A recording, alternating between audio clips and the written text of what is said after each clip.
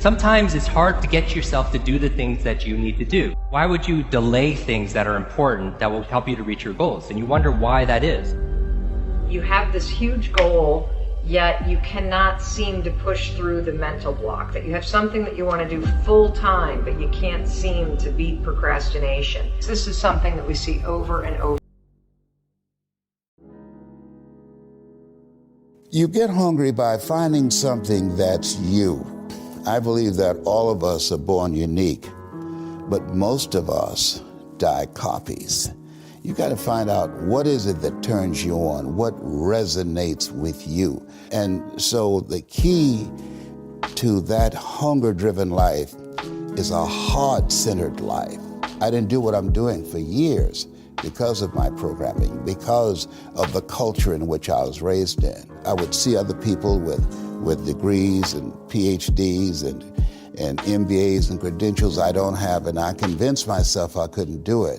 But Mr. Washington, on that day, we became friends, and he taught me not only someone's opinion of you does not have to determine your reality. He said that you have to work on yourself and you have to have an unstoppable attitude, and no excuse is acceptable, and you got to make it a priority, a non-negotiable in your life, and hold a constant vision of what it is you want to achieve. See it accomplished and go all out. Find a way to win in spite of the setbacks, in spite of the disappointments, in spite of your failures. I tell people when I'm giving presentations, you will fail your way to success. I have a saying, is life knocks you down trying to land on your back, because if you can look up, you can get up. We have this phenomenal brain, right? It's genius abilities. We can't figure out how to replicate it anywhere with billions of dollars, but we are getting some of the user's manual now. So when you feel fear, what should you do? I teach the first 2 inner sizes that I teach every one of our students. Number 1 is called Take 6, Calm the Circuits. So if you have this unpleasant, anxious, fearful emotion, energy in motion, right? And it's unpleasant and the brakes have gone on, if you just take 6 deep breaths in through your nose,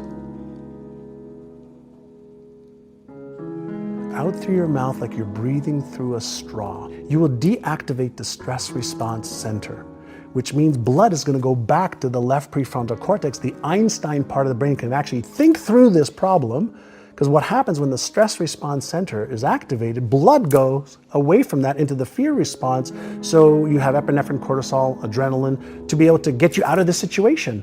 It's part of our instinctual brain, part of the reptilian brain. The first part of the brain that was developed was that, then the mammalian brain, the limbic system, then the neocortex, the thinking brain.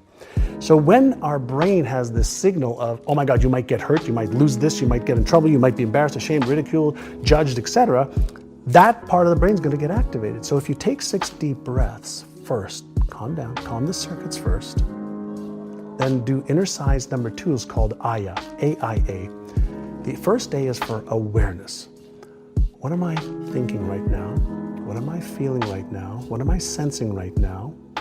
What is my behavior right now? So you thoughts, feelings, sensations, awareness of behavior. What's my intention right now? That's the I.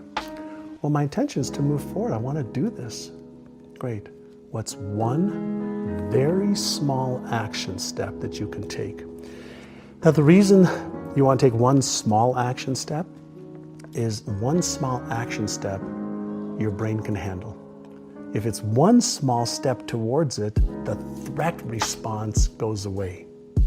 But if you focus on the end game right away, you're going to get that rush and that instant trigger of the fear response, stress response. So the first thing you want to do is learn how to manage your mindset and what you focus on. Learn how to manage your emotions, because they drive your behavior more than anything else, because we move away from pain and we move towards pleasure, but we move away from pain 1,000 times faster. And pain wires in the brain faster for survival mechanisms. So purely from a neuroscience perspective, just understanding self, once you understand, oh, okay, this feeling is normal, okay, what should I do? take 6 calm the circuits, Aya, and now you can start being progressive and make progress towards what you want. Now, while you're in the, what am I thinking, feeling, it's a chance to be aware. And the biggest gift we have as human beings is our awareness. Because awareness is what gives you choice, and choice is what gives you freedom.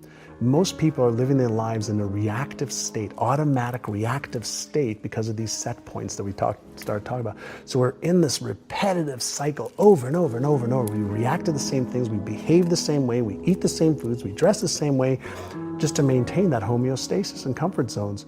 And we've never been taught. Like when were we taught it as kids? Like, here are your 6 core emotions. Here's the way you deactivate your stress center or fear center. Here's how you activate your imagination center. Here's how you have more focus. Here's how you develop a new belief. Here's how you develop a new habit. Here's how you release one.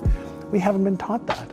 We've been told they're important things, but we haven't been given the tools, and then we haven't practiced the tools enough to be able to make them part of our unconscious competence brain.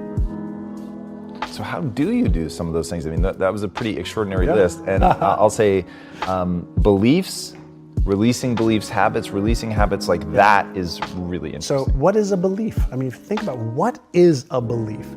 And let's go to, again, I just like to go to the neuroscience fields, because it's just my passion now, is a belief is nothing more than a group of cells that have been connected and then reinforced.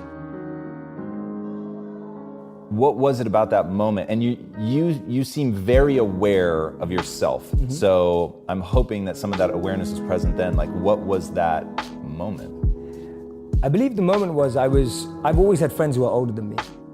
And I could see a lot of them in the most successful careers, successful jobs, beautiful partners, whatever it was. But I saw a sense of lack of fulfillment, meaning, and purpose in their lives. And I've always been an observer, and I would see these people who are like 5 years older than me, 7 years older than me, maybe 10 years older than me.